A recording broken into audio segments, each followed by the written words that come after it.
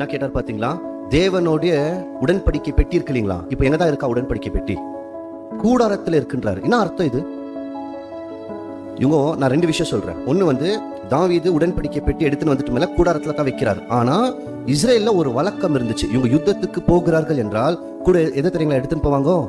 உடன்படிக்கை பெட்டியை கொண்டு போவாங்க. ஏன் எடுத்துன்னு போவாங்கன்னா, எங்களோட தேவன் எங்க மத்தியில் இருக்கிறார், நம்ம போனா ஜெயிக்க முடியும். அப்ப அந்த இடத்துல என்ன நடந்திருக்கிறதுக்கு வாய்ப்பு இருக்குன்னா, யோவாபும் அவருடைய ராணுவம் இந்த உடன்படிக்கை பெட்டியை யுத்தத்துக்கு எடுத்துன்னு போயிருக்கலாம். அதனாலதான் சொல்ல வராரு. இல்லைன்னா இது எப்பவுமே அங்கதானே இருக்கு கூடாரத்துல. அப்ப இந்த இடத்துல மட்டும் குறிப்பிட்டு பேசுறாரு. இவங்க உடன்படிக்கை பெட்டி கூடாரத்துல இருக்கு. என்னுடைய தலைவன் யாரு? யோவாபும் அவர் கூட இருக்கிறவங்க எல்லாருமே வயல்ல இருக்கிறாங்கோ, திறந்த வெளியில இருக்கிறாங்கோ. அந்த மாதிரி இருக்கிற போது நான் எப்படி என்னுடைய வீட்டுக்கு போக முடியும்? அப்ப இவருக்கு எந்த அளவுக்கு தேவன் மேலையும் தேவனுக்காக போராடுகிறவர்கள் மேல் ஒரு மிகப்பெரிய அன்பு இருந்திருக்கும்.